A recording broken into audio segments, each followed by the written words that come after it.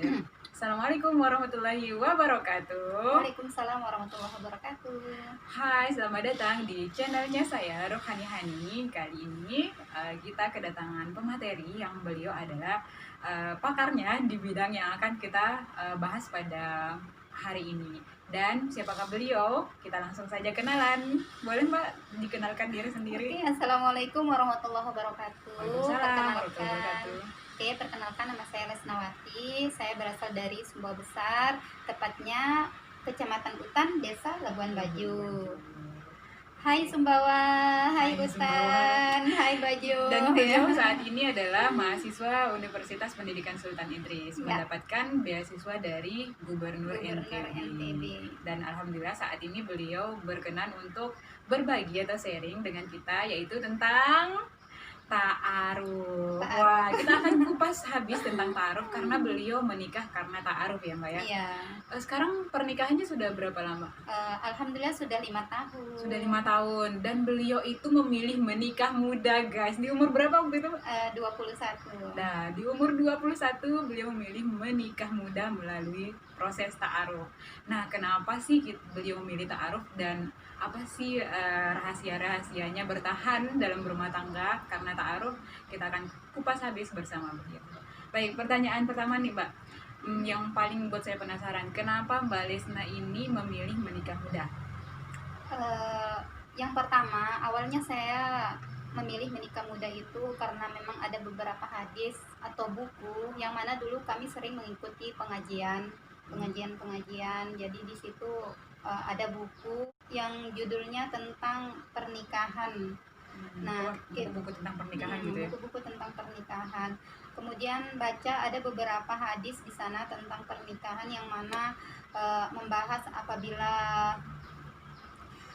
seseorang datang kepadamu baik akhlaknya, baik perilakunya, apalagi baik agamanya, maka terimalah dia.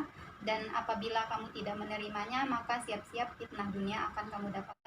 Awalnya sih saya tidak ingin menikah muda ya. Nah, jadi saya punya niat ingin, ya banyaklah punya cita-cita ingin membahagiakan orang tua, ingin sukses dulu, biar hasil jeripayah saya itu bisa dinikmati oleh keluarga saya gitu. Ingin berbagi lebih banyak lagi gitu.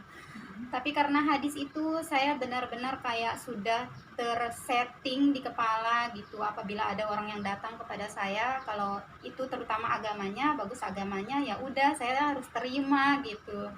Tapi di samping itu mungkin saya melihat juga seperti apa sih orangnya, apakah saya benar-benar yakin untuk menerimanya. Nah, pada suatu hari datanglah orang itu gitu. Orang itu memang saya tidak kenal seperti itu. Saya tidak pernah kenal sebelumnya. Itu saya sudah di semester 7 kira-kira ya, seperti itu. Pada saat itu umur saya masih 21 tahun. Kemudian pada saat itu dia datang dengan niat ta'aruf gitu. Nah, ya udah, saya pikir awalnya sih saya memang orangnya anti ta'aruf ya, karena berdasarkan pengalaman kawan-kawan saya sebelumnya yang pernah saya dapati. Jadi mereka itu kayak gagal gitu kan, gagal ta'aruf. Karena gagal ta'aruf jadi kamu juga tidak mau gitu ya? Iya, kayak takut gitu. Jadi tersetting juga kayak nggak usah ta'aruf, aku pokoknya nggak mau ta'aruf. Sampai aku siarkan ke orang-orang, pokoknya aku nggak mau ta'aruf. Kalau ada orang yang datang gitu suka sama aku, mungkin aku perlu mengenalnya dulu gitu, mungkin nggak perlu proses ta'aruf lah kayak gitu. Jadi kayak udah ngomong ke orang itu pokoknya anti ta'aruf gitu kan. Nggak tahu juga Allah menakdirkan yang lainnya, tapi alhamdulillah lah dengan cara ta'aruf ternyata dapatnya gitu kan. Nah, setelah itu kami melakukan proses ta'aruf itu hanya sekali. Hanya sekali ya. Ketemunya cuma sekali berarti ya, di cuma ta'aruf sekali itu di ya? ta'aruf itu saja. Itu karena ada yang ngenalin, udah kenal sebelumnya atau dikenalin sama orang gitu? Tidak kenal sama sekali, bahkan daerahnya, kampungnya saja tidak pernah pergi ke sana sama sekali. Jadi ada kawan memang satu kuliah, Satu kelas ya, satu kelas di kuliah. Jadi beliau ini memang orangnya sudah menikah, kemudian beliau menawarkan kepada saya ada orang yang mencari ahwat yang memang sudah siap untuk menikah seperti itu. Dan pada saat itu Mbak Lesna sudah siap menikah gitu ya? Belum, masih belum. Belum. Ya, masih belum siap menikah. Tapi saya pikir Karena ditawarin gitu ya? penasaran gitu. Ta'aruf itu seperti apa sih gitu. Kok jadi penasaran? Ya udah, pengennya coba-coba saja gitu. Ya udah coba kenal aja gitu kan. Saya belum dikasih tahu siapa nama orang itu, sama yang mengenalkan kawan ini dia hanya bilang ada Ikhwan, dia ini gagah gitu kan.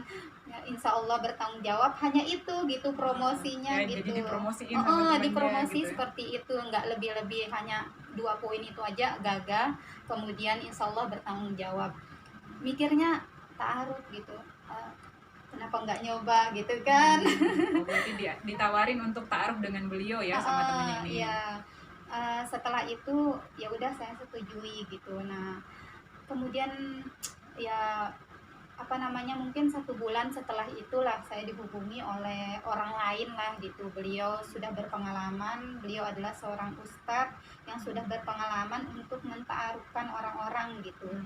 Jadi pada saat itu saya dihubungi, kemudian diminta kesiapan saya untuk ta'aruf minggu depan gitu. Akhirnya saya menyetujui. Awalnya sih gugup gitu kan, apa iya kok bisa kok jadi gitu. Ya udah, karena ini saya sudah setujui gitu, saya bismillah karena Allah, coba lihat dulu gitu kan. Lagian kita nggak tahu jodoh ya, apa sih salahnya kita lihat orang kan gitu dalam ta'aruf. Ya udah, coba lihat aja dulu gitu. Dan pada saat itu saya mengambil keputusan juga sendiri-sendiri. Saya tidak komunikasikan ke orang tua, saya belum komunikasikan ke teman-teman juga. Saya niatnya awalnya ya Karena coba, pengen coba ya, melihat coba aja proses dulu. ta'aruf itu seperti apa Seperti gitu. apa? Apakah seseram yang saya bayangkan selama ini gitu, atau Emang bagaimana? sebelumnya dibayangkan kayak gimana tuh proses ta'arufnya? Karena sebelumnya yang saya dengar itu kan ngumpulin berkas, terus tulis proposal kayak gitu Iya, kan. nulis Saya biodata. ngerasa itu kalau harus nulis berkas, ngumpulin berkas, misalnya tulis biodata, pengalaman apa segala macam, kok kayak kita punya foto itu tersebar kemana-mana, dilihat oleh siapa. Takut nanti pas nyampe Ikhwannya giliran Ikhwannya Kayak nggak dia mau. kayak Terus gitu-gitu, terus kayak tapi kita ditahu tentang kita kayak gitu. kita dikenal gitu oleh semua Ikhwan nantinya. Ini pernah kulihat ini. Aduh, Gimana gitu kan. jadi seseram itu gitu. Tapi untungnya bikinnya. enggak sampai proses itu ya. Enggak. Langsung dihubungi gitu Langsung karena lewat teman tadi dihubungi. ya. Bahkan ustadznya tidak minta foto saya pun, tidak gitu. Langsung disuruh Langsung ketemuan ketemu gitu, langsung saling lihat saja. Jadi nggak ada, hanya yang diminta sama beliau itu nama saya, kemudian tempat tanggal lahir, kemudian pengalaman saya seperti apa, tinggi badan, warna kulit. Hanya itu saja yang kayak hanya bisa dipikirkan. Misalnya kalau warna kulitnya, tinggi badannya, orang bisa lah menerawang. Berarti seperti itu apa. dalam bentuk proposal ta'aruf juga kalau gitu. Enggak, hanya SMS biasa. Hanya gitu. SMS ya, Enggak. tapi nggak disiarin kemana-mana gitu, Nggak langsung disiarin, ke langsung ke ustadz. Jadi ustadz itu yang memberikan ke beliau. Jadi kita nggak langsung, maksudnya saya ke beliau nggak langsung ke orangnya. Jadi melalui ustadz yang menjadi benangnya gitu. Kita ke ustadz ke beliau kayak gitu. Jadi nggak ada yang secara langsung. Oke, jadi itu proses ta'arufnya Mbak Lesna. Nah, terus setelah pertama ta'aruf ini, pertama kali ketemu kok bisa mantap hati gitu untuk memilih, padahal pertama ya anti ta'aruf, terus yang kedua mau coba-coba ta'aruf gitu, tapi kok tiba-tiba mantap gitu untuk memilih beliau padahal niatnya coba-coba gitu. Kenapa iya. gitu ya? Ya awalnya kan karena coba-coba ya, pengen lihat seperti apa sih ta'aruf itu gitu kan. Apakah benar sih seseram yang selama ini saya bayangkan. Nah setelah saya melalui prosesnya, pada saat itu juga kebetulan ustadz juga menceramahi saya gitu, menceramahi kami lah pada saat proses ta'aruf, gitu. memberikan nasihat pentingnya menikah gitu. Jadi itu yang membuat saya berpikir keras, kenapa saya mengambil tindakan. Ya udah, saya mikirnya kenapa saya harus menunggu lama gitu kan, untuk tidak menikah. Dan setelah saya melihat juga biodata yang dikirim kepada saya, itu suami itu beliau saya memang melihat sih beliau punya titel ya, ada I gitu di belakangnya kan. Oh, SPDI atau MSI? MPDI. Oh, MPDI, ya, Ya, MPDI. tapi saya bukan lihat M-nya ya, saya Tapi hanya tidak lihat I-nya I-nya. saja ya. I-nya berarti Islam ya, pendidikan Islam Islam. gitu, pendidikan Islam. Karena memang sedari awal saya sudah kayak mikirnya harus cari orang yang paham agama, betul. gitu. Walaupun dia tamatan SMA, yang penting bertanggung jawab, kemudian paham agama kayak gitu kan. Memang sudah saya pikir kalau masalah uang, kalau masalah cari nafkah apa segala macam, saya pikir saya masih bisa gitu nanti berjuang bersama-sama. Tapi kalau urusan agama gitu, kayak saya prioritas sekali gitu untuk mau memilih beliau gitu. Jadi alasan saya mantap di situ yang pertama karena itu ya, karena pendidikan Islam. itu yang Islam itu. Kemudian yang membuat saya mantap juga, saya berpikir mungkin saya pikir gitu, ini orang baik gitu, nggak mungkin orang yang paham agama itu tidak baik gitu. Setidaknya saya berpikir orang yang paham agama itu pasti adalah orang-orang yang baik gitu. Yang baik apalagi gitu ya? Apalagi beliau ini pernah belajar tentang agama Islam gitu dan mendalami agama Islam tentu sampai S2 malah gitu ya. Sampai S2.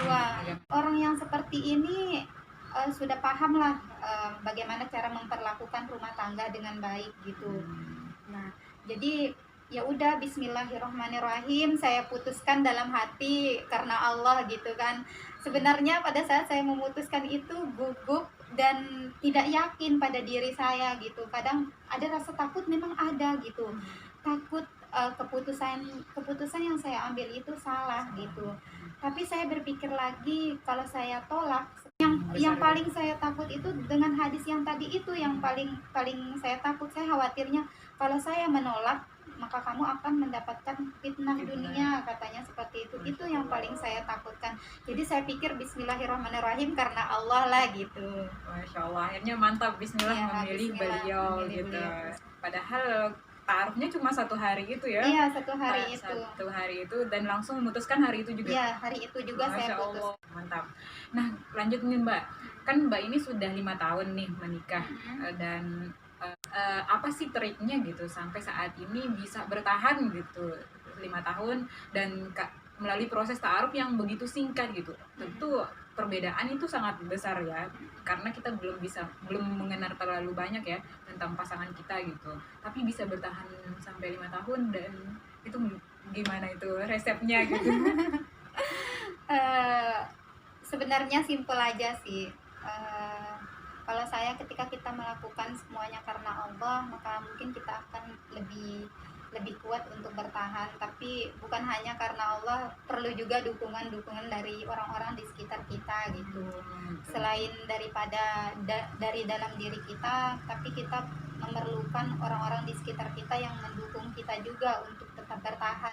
Mungkin karena ini ya, saya sudah jatuh cinta mungkin ya. Saya sudah mulai jatuh cinta dengan suaminya. Jadi memang saya harus bertahan gitu. Bertahannya karena Allah gitu. Karena memang dikatakan juga kan Allah itu mengizinkan kita untuk bercerai ya. Tapi Allah sangat membenci gitu yang namanya perceraian gitu. Kalau diizinkan tapi dibenci, saya pikir bencinya itu lebih berat lagi daripada mengizinkannya itu. Saya melihat juga untuk bercerai pun tidak ada yang urgent, yang benar-benar dipermasalahkan untuk harus bercerai gitu. Kalau kalau orang kan nggak punya anak ya aja gitu, biasa aja gitu, tapi itu masih tetap bertahan gitu ya. Ya, itu karena saya berpikir jadi kalau memang tidak punya anak, ya itu memang sudah ditakdirkan kita tidak punya anak gitu. Nabi Zakaria, Nabi Ibrahim kan lama diberikan anak, udah berpuluh-puluh tahun baru diberikan. Saya pikir saya masih 5 tahun gitu, masih punya kesempatan gitu. Kalaupun tidak ada kesempatan, setidaknya seperti Aisyah gitu kan. Masya walaupun Allah, tidak punya anak kan, yang penting ya udah berusaha untuk bertahan saja selama itu kita tidak saling menyakiti gitu. Dan memang sih rumah tangga itu mungkin saya juga tidak sempurna sesempurna yang saya katakan mungkin ya. tetap di dalam rumah tangga itu ada yang namanya Konflik ya. konflik gitu kan, tetap gitu. Hanya saja kembali kepada bagaimana cara kita menyikapinya gitu. Betul. Dan siapa yang akan dan siapa yang akan memahaminya kalau bukan kita berdua gitu di dalam rumah tangga itu. Intinya kita saling memahami aja dalam menjalani rumah tangga itu, bagaimana caranya kita tetap bisa bertahan. Karena memang saya juga sering konsultasi ketika saya punya masalah, misalnya saya punya orang gitu ya, orang yang memang saya percayai gitu. Ketika saya mendapat masalah, tapi kalau masalahnya sudah benar-benar urgent, menurut saya ceritakan ke orang itu. Tapi kalau masalahnya masih bisa saya tangani, saya nggak akan cerita. Tujuan saya menceritakan bukan untuk menyebar aib saya, bukan, tapi saya tujuannya untuk mencari solusi agar pernikahan saya ini tetap utuh gitu, tetap terjaga. Karena kita perlu orang-orang di sekitar kita untuk mendukung kita hal-hal seperti itu gitu. Kita tidak bisa juga berdiri dengan sendiri gitu. Masya Allah. Jadi itu teman-teman ya, tadi terkait tentang kenapa beliau memilih menikah muda, terus kenapa memilih ta'aruf dan mantap dengan suaminya, dan kenapa masih bisa bertahan. Karena yang pertama niatnya untuk ibadah, terus yang kedua karena sudah cinta dengan suaminya, Masya Allah. Terus yang ketiga selalu mencari solusi ya, selalu mencari solusi di setiap permasalahan rumah tangganya. Terus yang selanjutnya adalah beliau tetap semangat karena Nabi Zakaria maupun Nabi Ibrahim pun lama dikasih anak gitu, dan itu adalah rezeki, dan bisa kita posisikan kita sebagai Aisyah seperti itu. Aisyah yang meskipun tidak punya anak bisa sampai sepanjang hayat ya menemani Rasulullah seperti itu. Masya Allah. Terus nih Mbak, tipsnya apa sih? Kan banyak nih teman-teman kita yang mengatasnamakan ta'aruf tapi mereka lebih ke pacaran begitu. Kira-kira apa sih bedanya antara ta'aruf dengan pacaran yang menurut Mbak Elisna sendiri? Kalau pacaran sih mungkin lebih kepada mereka secara langsung berkomunikasi dengan laki-laki itu gitu. Maksudnya mungkin mereka juga punya tujuan yang sama, kedepannya akan menikah, tapi mereka komunikasinya itu lebih intens pada laki-laki itu. Tapi kan itu kan belum tentu dia nantinya akan berjodoh dengan laki-laki itu. Jadi itu adalah pacaran menurut saya ya. Karena selama ini yang kita lihat banyak orang-orang yang memang pacaran gitu kan, keluar bareng, dibilang ta'aruf, padahal mereka komunikasinya itu berdua gitu tanpa ada yang mengontrol. Kalau ta'aruf, kita itu ada yang mengontrol komunikasi kita, jadi kita tidak secara langsung dengan ikhwannya kita berkomunikasi, itu pun Ada kita jadi jembatan jembatannya gitu. Jadi kalau kita sudah mulai ke tahap misalnya 1 bulan mau menikah, kita baru boleh berkomunikasi intens dengan si ikhwannya, karena memang kita sudah menyetujui akan menikah dalam 1 atau 2 bulan ke depan dengan dia. Itu kalau sudah menerima gitu ya. Kalau sudah kitanya menerima dia, terus sudah melalui proses itu diolah oleh ustadz yang kita percayai, itu kita baru boleh berkomunikasi intens dengan dia. Tapi itu pun kita dibatasi komunikasinya, kita tidak boleh komunikasi berlebihan terkait hal yang lain-lain. Kita hanya boleh berkomunikasi terkait pernikahan kita, persiapan pernikahan itu gitu. Jadi tidak boleh berlebih-lebihan kita membicarakan yang lain-lain lah. Kalau kemarin saya itu ya pernah berkomunikasi dengan orang tuanya beliau. Saya penasaran betul sama anak katanya, karena pada saat itu karena belum kenal juga seperti apa saya, bagaimana akan sifat saya. Tentu mereka juga khawatir kan menerima menantu yang belum mereka kenal gitu kan. Ya jadi seperti itu. Terus kalau dari segi waktu nih Mbak Les, kira-kira ta'aruf tuh batas banyaknya waktu, batas maksimal waktu tuh kira-kira berapa ya? Kalau ta'aruf, kalau kemarin saya itu alhamdulillah 4 minggu. 4 minggu ya? Kalau 4 minggu itu sebulan lah ya. Sebulan. Itu sudah paling cepat itu. Paling cepat, paling cepat. Yang paling lama itu bisa 2 atau 3 bulan lah gitu.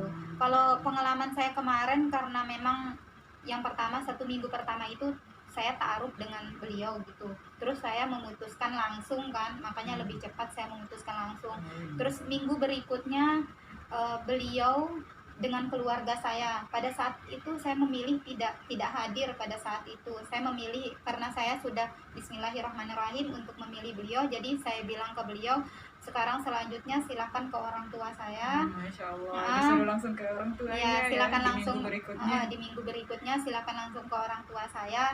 Kalau memang orang tua saya menyetujui iya, ya udah, karena saya sudah iya, saya akan lanjut gitu. Tapi kalau orang tua tidak menyetujui, mungkin saya akan berhenti juga di sini, karena keputusan yang paling akhir menurut saya juga, walaupun saya sudah menyetujui gitu kan, orang tua juga perannya besar di situ untuk memilih siapa yang akan menjadi pasangan saya.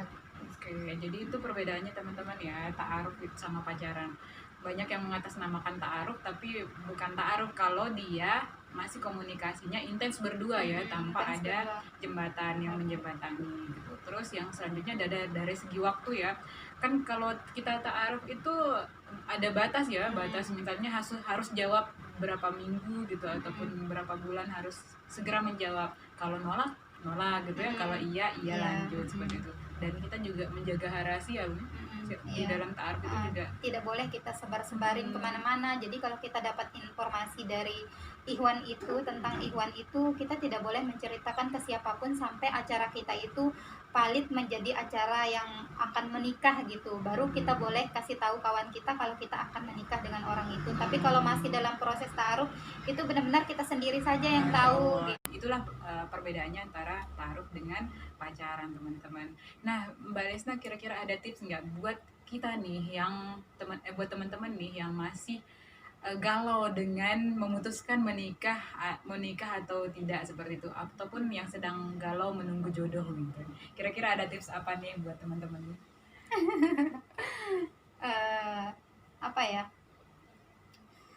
Kalau yang lagi galau, nggak usah galau. Intinya jodoh itu sudah ditentukan sama Allah. Yang penting kita niatkan saja. Apapun yang kita lakukan itu karena Allah. Segala aktivitas yang kita lakukan, niatkan saja karena Allah.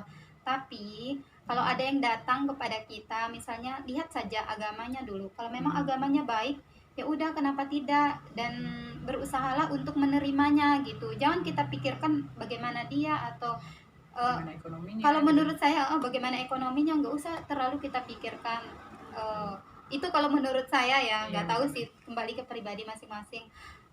Karena rezeki itu kan sudah diatur sama Allah. Tapi kalau kita menikah, ada juga beberapa ulama yang mengatakan, atau hadis lah pernah saya baca, kalau sudah menikah itu kan rezeki kita itu di 2 kali lipat gitu ya, dilipat gandakan gitu. Selain rezeki, amal ibadah yang kita lakukan itu pun juga 10 kali lipat kan, katanya seperti itu, berlipat-lipat pahalanya gitu. Ketika kita beribadah, mungkin dulu waktu gadis kita sholat mungkin hanya dihitung 1, tapi setelah menikah double gitu, akan dihitung berlipat-lipat ganda gitu.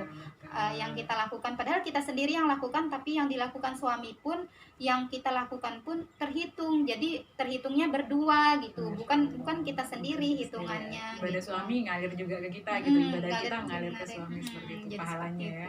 Masya Allah. Jadi itu tipsnya teman-teman ya. Pertama, jangan galau. Terus yang kedua, silakan kalau ada yang baik agamanya segera terima ya. Atau kalau misalnya tips ini Mbak, dalam menanti jodoh, kan misalnya belum ada nih yang datang, tipsnya apa sih yang kita lakukan dalam menanti jodoh nih gitu? Oh ya, jadi berdasarkan pengalaman saya juga, kalau saya pribadi sih dulu, awalnya saya itu nggak terlalu menggebu-gebu juga untuk menikah ya. Tapi pada saat itu ada kutipan kecil sekali dari kawan kuliah. Beliau mengatakan, beliau itu saya kasih tahu aja namanya Uhti Tini gitu kan. Jadi beliau, Uhti Tini. Jadi beliau pernah mengatakan kepada saya pada saat itu, ya biasalah anak-anak kos-kosan ya, di dalam biasanya kita bincang-bincang lah gitu, tiba-tiba terbesit, kalian ngomongin nikah aja gitu kan. Kalian tidak bakalan menikah kalau kalian belum pernah mengangkat tangan di tengah malam hari gitu. Jadi kepikiran gitu kan. Gitu kan. Saya mikir juga itu, walaupun saya tidak ngerespon gitu kata-katanya, setidaknya saya berpikir dengan kata-katanya, ya juga ya, selama ini saya udah ngangkat tangan belum gitu kan. Udah minta jodoh belum Udah minta gitu? jodoh belum Padahal sering ngomongin oh, gitu. kita sering ngomongin mau nikah, tapi kan kita tidak pernah berdoa, maksudnya seperti itu ya. Betul. Jadi pada saat itu padahal saya cuma coba sekali gitu loh. Saya pernah coba gitu minta jodoh sama Allah gitu. Maksudnya bukan sih mintanya cepat gitu ya. Saya tidak minta cepat, hanya saya minta kalau memang saya punya jodoh gitu, maka mudahkanlah. Kemudian kalau memang ada jodoh saya gitu sama orang, pertemukanlah dengan orang-orang baik yang memang membawa agama saya ini kepada terus baik gitu. Maksudnya pertemukanlah saya dengan orang-orang yang memang baik-baik gitu. Saya berharapnya seperti itu sih doanya. Tapi saya tidak pernah meminta jodoh itu datangnya Disegerakan cepat. gitu. Enggak minta cepat, cuman meminta yang baik-baik dari jodoh itu. Masya Allah. Kemudian yang kedua yang sering saya amalkan juga setiap selesai sholat, kalau dulu itu kayak istighfar zikir lah ya. Kalau selesai sholat itu, kalau saya punya kesempatan gitu, saya sempatkan betul untuk berzikir 33 kali itu. Nah bahkan sampai sekarang alhamdulillah itu yang paling sering saya amalkan. Jadi saya pikir mungkin karena hal-hal itu juga yang membuat saya lebih cepat gitu. Masya Allah.